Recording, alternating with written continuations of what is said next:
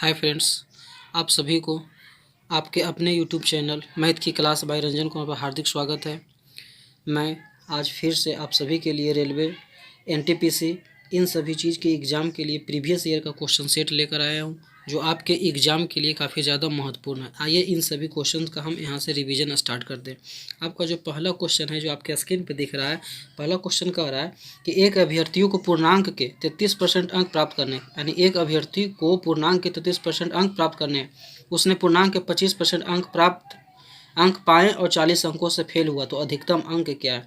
यानी यहाँ पे कह रहा है आपका अंक प्राप्त करना है, अंक क्या करना है, प्राप्त करना है। ठीक है, अंक कितना प्राप्त करना है, तो 33% अंक चाहिए, अंक 33% अंक उसे चाहिए। लेकिन यहाँ पे कह रहा है उसने पूर्णांक का अंक प्राप्त किया, कितना प्राप्त किया भाई, तो वो कह रहा है कि 25% अंक वह मात्र प्राप्त करता है और 40 अंकों से फेल हो जाता है। यानी पास होने के लिए यहाँ पे कह रहा है कि पास होने के लिए 33% अंक की आवश्यकता है, लेकिन उसने केवल 25% अंक ही प्राप्त किया और 40 अंकों से फेल हो गया।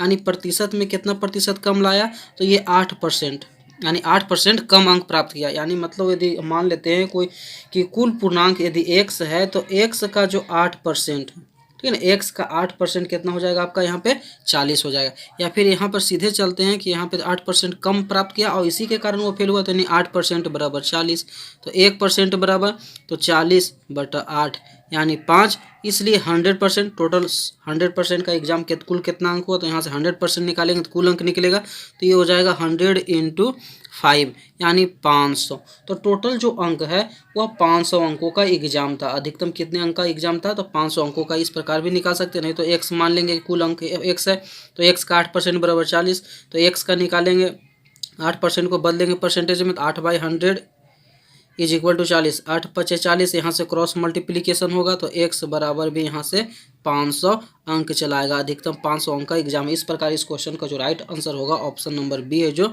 ये करेक्ट हो जाएगा। ठीक है, अब अगले क्वेश्चन की ओर बढ़ते। अगला क्वेश्चन कह रहा है कि ए और बी एक व्यवसाय करते हैं और दोनों प्रारंभ में प्रत्येक 5,000 रुपये पूंजी लगाता है, लेकिन 8 महीने पश्चात भी अपनी पूंजी का 2/5 भाग निकाल लेता है। वर्ष के अंत में किस अनुपात में दोनों को लाभ बांटना चाहिए। अब इसका सोल्यूशन देखते हैं। आपका यहाँ पे कह रहा है कि ए है जो किस अनुपात में पूंजी लगाता है, ए कह रहा है कि सॉरी दोनों है जो 5,000 रुपये लगाता है, यानी ए भी 5,000 रुपये लगाता है अपनी पूंजी में और बी भी 5,000 रुपये से निवेश करता है।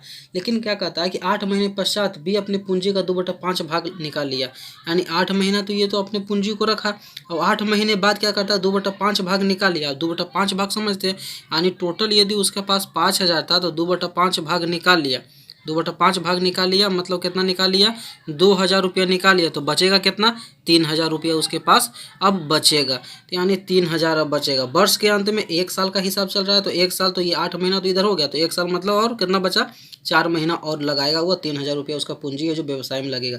लेकिन ए के बारे में ऐसी कोई बात नहीं, इसका मतलब ये है जो पूरा का पूरा 12 महीना अपना पूंजी लगाता है। तब यदि हम इसको मल्टीप्लाई करेंगे तो 12×5 = 60,000 ही आएगा। इसको गुना करेंगे तो 8×5 = 40 और 4×3 = 12, इसको गुना करेंगे तो ये 40,000 और ये हो जाएगा आपका 12,000, यानी 52,000 रुपया हो जाएगा। तो 3 जीरो से 3 जीरो कैंसिल होगा, यहाँ 60 है, यहाँ 52, 2 से काटेंगे तो 30 दूना 60, 2 से काटेंगे तो 26 दूना 52, 2 से काटेंगे 15 दूनी 30, 2 से काटेंगे 13, यानी 15/13। तो वर्ष के अंत में किस अनुपात में दोनों को अपना हिस्सा बांटना होगा, तो ऑप्शन नंबर ए यानी 15:13 में दोनों अपना हिस्सा बांटेगा और इस क्वेश्चन का ऑप्शन नंबर है जो ए राइट आंसर हो जाएगा। ठीक है ना। तो यहाँ पे आपका क्वेश्चन में जो दिया हुआ था कि ए और बी, फिर से समझते क्वेश्चन को, ए और बी दोनों 5-5 हज़ार रुपया निवेश करता है, लेकिन बी है जो 8 महीना बाद, यानी 8 महीने तक 5,000 रखा हुआ, लेकिन 8 महीना बाद 2/5 निकाल लिया। 2/5 का मतलब हो गया 5,000 का 2/5 मतलब 2,000 रुपया निकाल लिया। तो 2,000 निकाल लेगा तो बचेगा कितना उसके पास, 3,000 रुपया उसके पूंजी में बचेगा, 3,000 रुपया उसके पास बचता। अब उसी 3,000 रुपया क्या करता है, 1 साल के अंत में हिसाब कर रहा है, तो यानी 8 महीना इधर और 4 महीना और बचा है। 1 साल में 12 महीना होता है, तो 4 महीना का और हिसाब करेंगे, तो इस प्रकार टोटल आता है इसका 52,000। और ए है जो पूरा पूरी 1 साल के लिए अपना 5,000 रुपया रखता है, तो 12×5 = 60, इसका रिलेशन निकालते हैं, इसको कट करते हैं, इसको शॉर्ट फॉर्म में लिखते हैं, तो आपका 15:13 यानी 15/13 आता है। और इस अनुपात में दोनों पूंजी अपना लाभ के अनुसार बांटेगा, अपने पूंजी के अनुसार अपने लाभ का हिस्सा इसका कितना होगा, 15:13 में option number A correct answer हो जाएगा।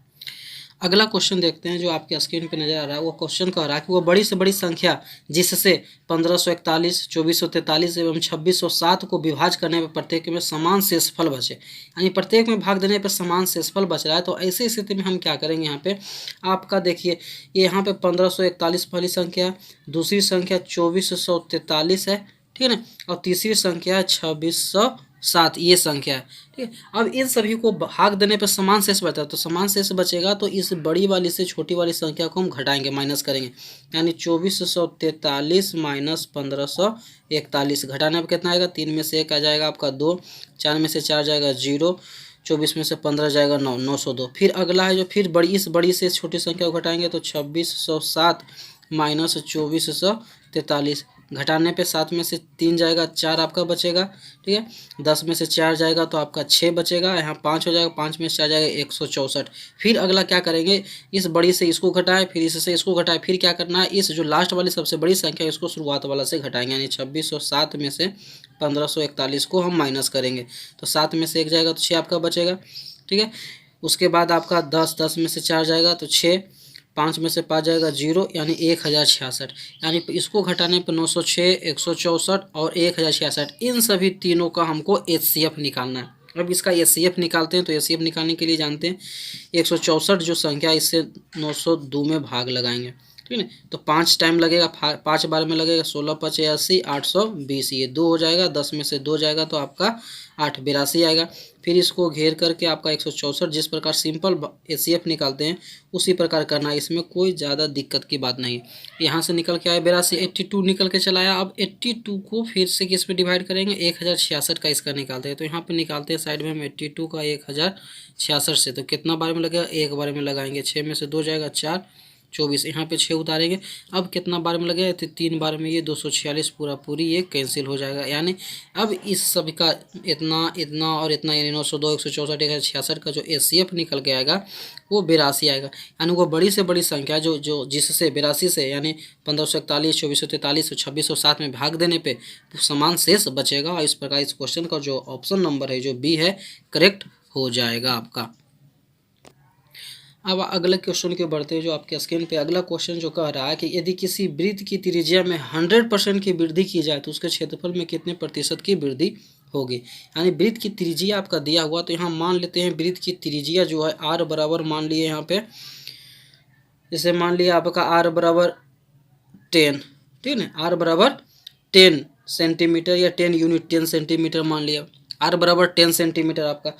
अब कह रहा है कि त्रिज्या में 100% की वृद्धि की जाए, यानी पहले r था त्रिज्या, ठीक है ना, अब इसी त्रिज्या को r को बढ़ा करके इसका 100% बढ़ा दे, तो 100% का मतलब हो गया 100 रुपया था, 100 से 100 और बढ़ा जाएगा, यानी 200 बाई 100, यानी इसको निकालने पे तो त्रिज्या जो 100% का मतलब सीधे दोगुना हो जाएगा आपका, यानी त्रिज्या निकल के चला आएगा आपका 20 सेंटीमीटर।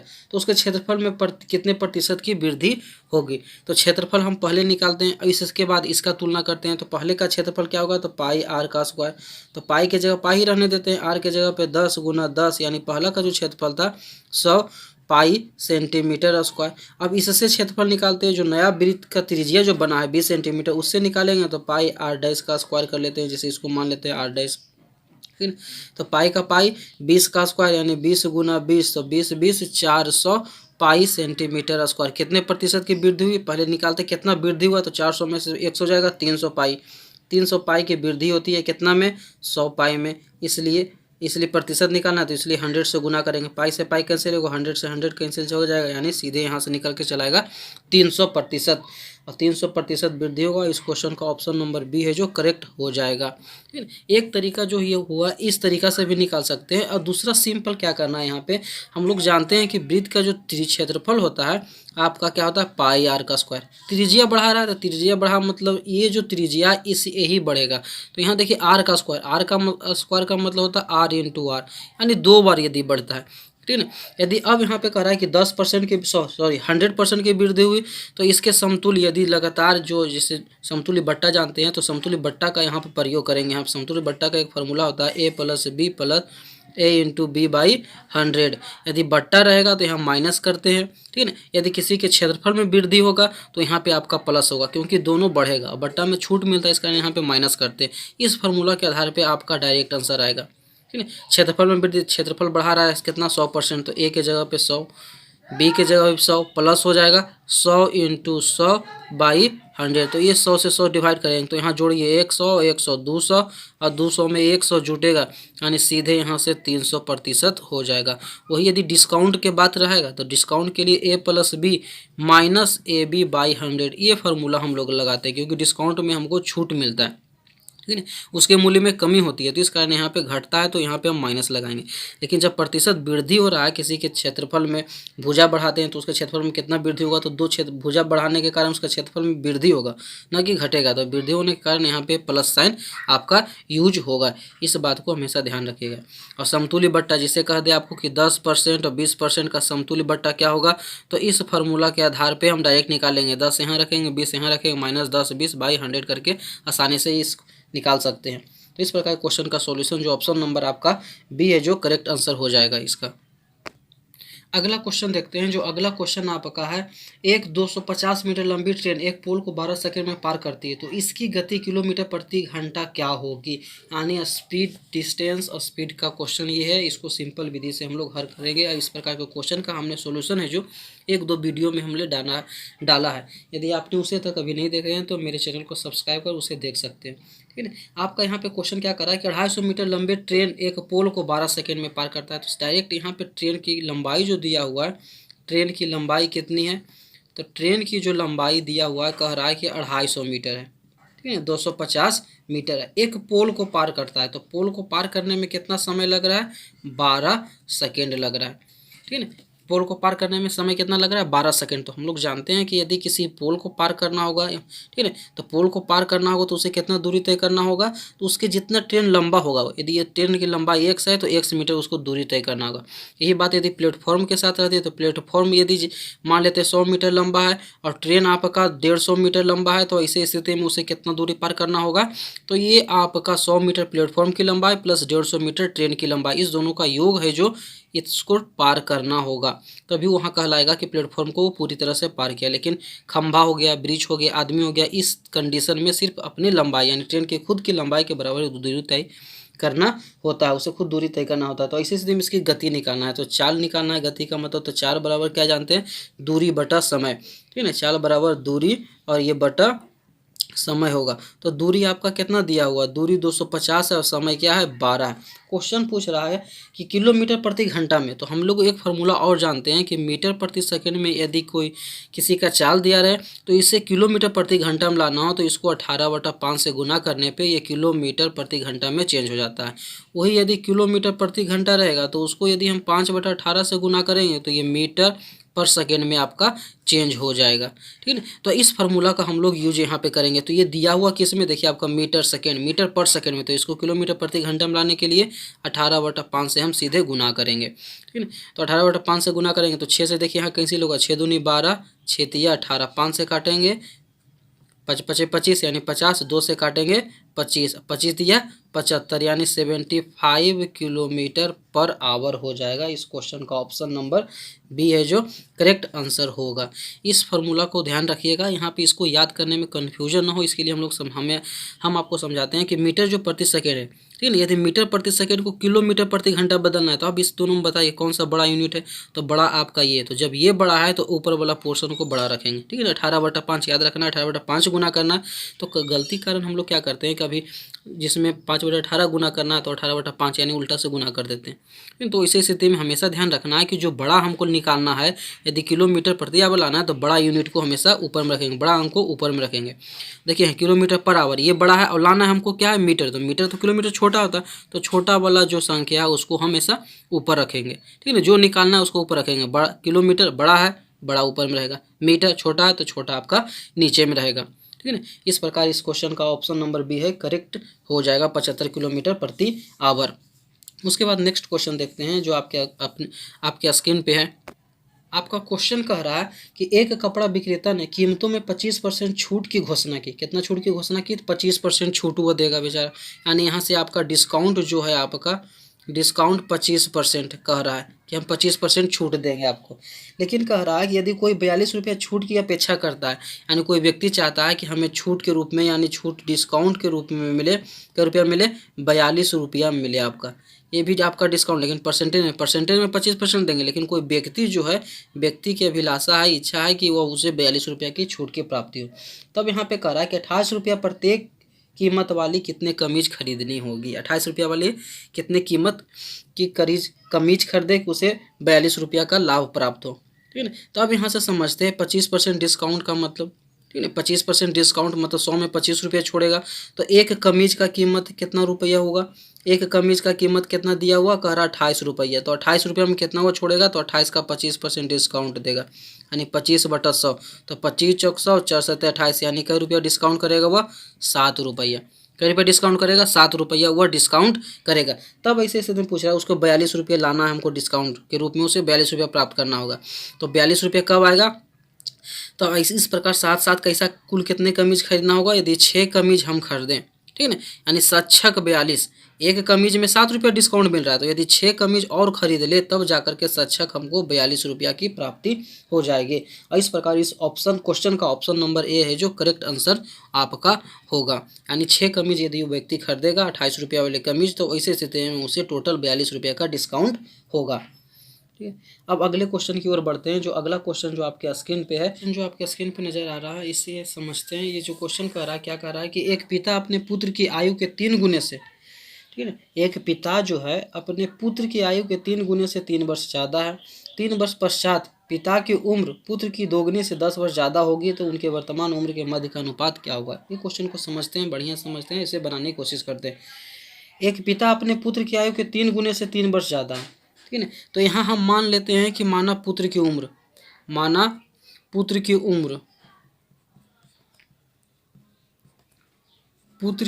यहाँ पे हम मान लिए x। जब पुत्र की उम्र x माने तो पिता क्या हो जाएगा, पिता क्या कर रहा है कि पुत्र की आयु के 3 गुना, तो 3 गुना में तो 3x, 3 गुना से 3 वर्ष ज़्यादा, यानी 3 वर्ष ज़्यादा मतलब +3, ठीक है ना। 3 वर्ष पश्चात पिता की उम्र, अब अगला कह रहा है कि 3 वर्ष पश्चात, 3 वर्ष पश्चात, तो 3 वर्ष पश्चात क्या होगा भाई, इसको समझते हैं। 3 वर्ष पश्चात, तो 3 वर्ष पश्चात मतलब पुत्र अभी 1 साल का, तो 3 साल बाद इसकी उम्र क्या हो जाएगी, तो x + 3 हो जाएगी। पिता की उम्र क्या हो जाएगी, तो अभी जितना है उसमें 3 साल की और बढ़ोतरी होगी, यानी 3x + 6। तब यहाँ पे कह रहा है क्वेश्चन कि 3 वर्ष पश्चात पिता की उम्र पुत्र की दोगुनी से 10 वर्ष ज़्यादा होगी। 3 वर्ष पश्चात जो पिता की उम्र है, ठीक है, वह पुत्र की उम्र इतना है, तो पुत्र की उम्र के दोगुनी, दो गुना ये है, तो इक्वेशन को बराबर करने के लिए 2 से इधर गुना करेंगे, दोगुनी से 10 वर्ष ज़्यादा है, तो 10 साल पुत्र में हम कर देंगे।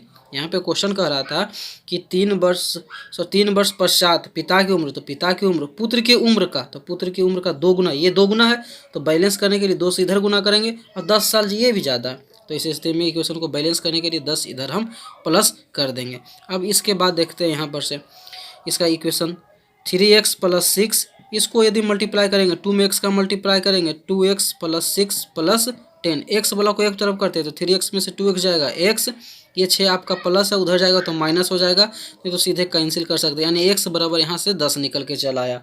तो क्वेश्चन में पूछ रहा है उनकी वर्तमान उम्र के मध्य का अनुपात क्या है, तो वर्तमान उम्र पुत्र का क्या है, पुत्र का आपका वर्तमान उम्र x है, यानी x बराबर 10 वर्ष, ठीक है ना। अब पिता का, तो पिता का क्या है 3x + 3, तो 3x + 3 का मतलब हुआ 10 या 30 और 3 33। अनुपात पूछ रहा है पिता पुत्र का, तो पिता अनुपात पूछ रहा है उनके वर्तमान उम्र के मध्य के क्या अनुपात है, पिता का उम्र 33 है और पुत्र का 10, तो 33/10, यही रेशियो आपका, यानी 33:10 ऑप्शन नंबर बी है जो इस क्वेश्चन का राइट आंसर हो जाएगा आपका। अगला क्वेश्चन समझते हैं। अगला क्वेश्चन जो आपके स्क्रीन पे नजर आ रहा है, कह रहा है कि एक परीक्षा में यदि 27% लड़के अंग्रेजी में और 38% गणित में असफल होते हैं, तो दोनों में सफल होने वाले विद्यार्थियों का प्रतिशत क्या होगा यदि 19% दोनों विषयों में असफल होते हैं। आपका यहाँ अंग्रेजी और गणित का दिया हुआ है, ठीक है ना। तो हम इसको है जो डायग्राम के थ्रू बनाते हैं, अंग्रेजी का मान लेते हैं कि ये जो आपका सर्कल है अंग्रेजी स्टूडेंट के दिखाता है, ठीक है ना। इसको नीचे लिखते हैं, ठीक है। यहाँ से आपका ये जो सर्कल आपका है किसको दिखाता है, इंग्लिश स्टूडेंट को दर्शाता है, इंग्लिश स्टूडेंट अंग्रेजी जो पढ़ता है उसको। उसके बाद दूसरा है जो गणित, तो ये गणित को दर्शाता है। मान लीजिए ये आपका जो सर्कल है मैथ स्टूडेंट को दर्शाता है। अब क्वेश्चन में करा है 19% दोनों विषय में सफल होता है, यानी ये जो यहाँ पे आप देख रहे हैं ये दोनों, ये जो पार्ट है दोनों से घिरा हुआ है, यानी यहाँ पे 19% होगा। ठीक है, जो दोनों से घिरा हुआ तो दोनों में असफल होने वाले का ये पूरा आपका, ठीक है। तो ये 19% है दोनों में। अब कह रहा है कि अंग्रेजी में कितना सफल होता है, तो 27%। इंग्लिश में टोटल 27% होता है, लेकिन यहाँ पे देख रहे हैं इंग्लिश में पहले से 19% अपना जगह बना लिया, तो कितना बचा और 8% और बचा, तब ने 19 8 27 हो जाएगा। उसके बाद मैथ में 38%, यानी 19% तो पहले से है इसमें मैथ में फेल, और कितना फेल हुआ होगा, तो 19%, ठीक है ना। 19% और उसमें फेल हो गया, यानी टोटल फेल निकालते हैं कि टोटल फेल आखिर कितना हुआ। तो टोटल फेल क्या निकलेगा, इंग्लिश से केवल इंग्लिश में पूछेगा तो 8%, दोनों विषय में 19 और केवल मैथ में 19 19 19 38 और 8 38 और 8 जोड़ेंगे तो 46%, यानी दोनों विषय में कुल फेल होने वाले विद्यार्थी है जो 46% है। तो पास स्टूडेंट की संख्या क्या होगी, पास स्टूडेंट का परसेंटेज टोटल तो 100% है, तो 100% में 46% फेल हो गया तो बचेगा कितना, तो 54% है जो पास होने वाले स्टूडेंट की संख्या है। और ये इस क्वेश्चन का ऑप्शन नंबर सी है जो करेक्ट हो जाएगा। ठीक है, यहाँ पे इसको समझते हैं फिर से। आपका दिया हुआ था कि 2 सब्जेक्ट था, एक इंग्लिश था एक मैथ था। इंग्लिश में केवल अंग्रेजी में फेल होने वाले हैं, जो यहाँ पे केवल अंग्रेजी में कितना कह रहा था कि 27% लड़के फेल होते हैं, और मैथ में है जो 38% फेल होते हैं, लेकिन 19% दोनों 19% ऐसे लड़के हैं जो दोनों में फेल होते हैं, इंग्लिश में भी मैथ में। तो जो यहाँ 2 सर्कल हम बनाते हैं, दोनों से जो घिरा हुआ ये वाला जो पोर्शन है ये किसमें, इंग्लिश से भी रिलेटेड है, मैथ, दोनों का ये मिक्स है, ठीक है ना। इसमें दोनों चलाता है, तो 19% दोनों फेल होता है, यानी 19% का हिस्सा यहाँ पे आपका। इंग्लिश में टोटल होता है 27, तो 19% जब यहाँ पे फेल हो रहा है तो बचा कितना 8%, तब ने 19 और 8 27 टोटल 27% फेल हो गया। उसी प्रकार मैथ का निकालेंगे तो 19% पहले से है मैथ में फेल, और कितना बचा, तो 19% और बचा, 19 19 38%। तो ये टोटल जो निकला है फेल की संख्या निकली है, तो सभी फेल को जोड़ने पे आया 46%। तो पास स्टूडेंट की संख्या पूछा था, तो पास तो 100%, टोटल लड़के की संख्या 100% थी, उसमें से 46% आपका फेल है, तो इसको माइनस करेंगे तो आपका पास स्टूडेंट का परसेंटेज निकल जाएगा। इस क्वेश्चन का ऑप्शन नंबर सी है जो करेक्ट आंसर होगा। अगला क्वेश्चन जो आपके स्क्रीन पे है आपका दिया हुआ कह रहा है कि 20 सेंटीमीटर व्यास वाले एक वृत्त में 12 सेंटीमीटर लंबी एक जीवा खींची गई है, जीवा की केंद्र से दूरी क्या है। तो इसका सॉल्यूशन हम लोग देखते हैं कि 20 सेंटीमीटर व्यास वाले एक वृत्त है, एक वृत्त हम बनाते हैं, ठीक है ना। एक वृत्त बनाया, यहाँ पे कह रहा है कि इसका व्यास कितनी है, तो ये 20 सेंटीमीटर, यानी d is equal to 20 centimetre आपका दिया हुआ। अब कह रहा है कि वृत्त में 12 सेंटीमीटर लंबी जीवा खींची गई है, तो जीवा एक खींचते हैं। मान लेते हैं यदि ए बी जीवा है, तो ए बी की जो लंबाई है क्वेश्चन में दिया हुआ है कि 12 सेंटीमीटर, ए बी की लंबाई कितनी है 12 सेंटीमीटर। तो जब डी 20 है तो यहाँ से आर यदि निकालते हैं तो 20 का आधा कितना हो जाएगा 10 सेंटीमीटर, यानी यही सेंटर से इस सर्कल के सरकमफ्रेंस को मिलाएंगे तो इसकी दूरी हो जाएगी आपकी 10 सेंटीमीटर। तब ऐसे स्थिति में क्वेश्चन पूछ रहा है आपका कि जीवा के केंद्र से दूरी, यानी ये जो जीवा है इसकी यहाँ से दूरी क्या है, यदि इसकी दूरी ऊंचाई मान लेते हैं तो यही एच हमको निकालना है। तो यहाँ से हम एक कंसेप्ट जानते हैं, क्या जानते हैं कि यदि किसी भी वृत्त के सर्कल से उसके जीवा पर खींचा जाए लंब, ठीक है ना, तब वह जीवा को 2 बराबर भाग में बांटता है। क्या कहता है कंसेप्ट, क्या कहता है कि किसी भी वृत्त के सर्कल यानी केंद्र से किसी उसके जीवा पर लंब खींची जाती है तो ऐसी स्थिति में उस जीवा को 2 बराबर भाग में बांटता है। यानी जीवा की टोटल यहाँ से यहाँ लंबाई 12 है, तो इसको 2 बराबर भाग में बांटेगा, तो यहाँ से ये 6 आएगा और ये 6 आएगा। तब यहाँ देखिए आपका यदि इसका नाम दे दे तो यहाँ एक त्रिभुज बन रहा है, राइट एंगल ट्रायंगल, इस प्रकार का एक कंस्ट्रक्शन बन रहा है। ए ओ इस पॉइंट को, इंटरसेक्शन पॉइंट को जहाँ पे लंब खींचा यदि डी मान लेते हैं तो इसको डी दे दिए। तो ए डी आपका 6 है, ये 10 है और ये आपका एच है। तो यहाँ पे जानते हैं लंब खींच रहा है यानी 90 डिग्री कोण बन रहा है, तो 90 डिग्री के सामने वाला ये हो जाएगा आपका कर्ण हो जाएगा, ये आपका आधार है। तो यहाँ से लंब निकाल लेना है, ऊंचाई निकाल लेना है, तो सीधे हम लोग निकालेंगे एच बराबर हाइट बराबर, या फिर ठीक है ना एच बराबर क्या हो जाएगा, तो कर्ण का स्क्वायर माइनस आधार का स्क्वायर, ठीक है, कर्ण का स्क्वायर माइनस आधार का, 10 का स्क्वायर 100 और 6 का स्क्वायर 36, तो 100 में से 36 जाएगा 64 और 64 का अंडर रूट हो जाएगा आप 8 सेंटीमीटर। तो इस प्रकार आपका ओडी जो निकल के चला आएगा 8 सेंटीमीटर चला आएगा। और इस क्वेश्चन का ऑप्शन नंबर बी है जो करेक्ट आंसर होगा। इसका कंसेप्ट याद रखिएगा। कंसेप्ट क्या कहता है कि किसी वृत्त के केंद्र से उसके जीवा पर खींची गई लंब जीवा को 2 बराबर भाग में बांटता है। 2 बराबर भाग में बांटने का ये 12 है तो ये 6 और ये 6। जब ये 6 है, यहाँ आपका दिया हुआ है कर्ण की रेडियस की लंबाई 10 है, यहाँ से ऊंचाई निकाल लेना है, यानी एक राइट एंगल ट्रायंगल बन रहा है तो यहाँ से आपका ये कर्ण है, आधार है और ऊंचाई है। तो ऊंचाई बराबर सीधे जानते हैं हम लोग कर्ण का स्क्वायर माइनस आधार का स्क्वायर का अंडर रूट, तो ये ऊंचाई निकल आता है। ऑप्शन नंबर बी है जो करेक्ट आंसर होगा इसका। अगला क्वेश्चन जो आपका दिया हुआ है कह रहा है कि यदि एक घन का कुल पृष्ठीय क्षेत्रफल 96 सेंटीमीटर स्क्वायर है तो आयतन क्या है। यानी घन का कुल पृष्ठीय क्षेत्रफल दिया हुआ है, ठीक है, क्या दिया हुआ है, घन का कुल पृष्ठीय क्षेत्रफल, कुल पृष्ठीय क्षेत्रफल ये कितना कह रहा है, 96 सेंटीमीटर स्क्वायर है तो आयतन बराबर भाट हमसे पूछ रहा है। क्या पूछ रहा है, आयतन बराबर भाट होगा। आयतन क्या होगा, आयतन निकालना होगा। घन का कुल पृष्ठीय क्षेत्रफल 96 है तो हमसे आयतन पूछ रहा है। तो घन का पृष्ठीय क्षेत्रफल का हम फार्मूला लगाते हैं। घन का कुल पृष्ठीय क्षेत्रफल का फार्मूला होता है 6 गुना भुजा का स्क्वायर इज इक्वल टू 96। तो 6 से इसको कैंसिल करेंगे तो 16, 16 छक 96, तो ए का जब वैल्यू निकालेंगे तो 16 का अंडर रूट मतलब 4 चलाएगा। यानी भुजा कितनी घन का है, 4 निकल के चला है। तो अब आयतन निकालने के लिए कह रहा है तो आयतन बराबर हम लोग फार्मूला लगाएंगे। घन का आयतन क्या होता है, ए का क्यू यानी भुजा का क्यू, यानी 4 गुना 4 गुना 4। भुजा यहाँ से 4 निकाले तो 4 को 3 बार गुना करेंगे, 4 चौक 16, 16 चौक 64 सेंटीमीटर क्यूब। ऑप्शन नंबर जो आपका है डी है जो करेक्ट आंसर हो जाएगा। ये काफ़ी इजी क्वेश्चन था, आपका मेंसुरेशन का क्वेश्चन था। ये मेंसुरेशन का आपका जब तक फार्मूला बढ़िया से नहीं कंप्लीट रहेगा तब तक इसमें प्रॉब्लम होगा, इसलिए पहले आप फार्मूला अच्छी तरह से कंप्लीट करें, उसके बाद इसका इस तरह के क्वेश्चन का सॉल्यूशन काफ़ी आसानी से आपको प्राप्त हो जाएगा। ये आप आज का क्वेश्चन था, ठीक है। आशा करता हूँ कि आपको पसंद आई होगी, और यदि पसंद आया तो वीडियो को लाइक करें, शेयर करें, साथ ही साथ सब्सक्राइब करना ना भूलें। वीडियो देखने के लिए बहुत बहुत धन्यवाद।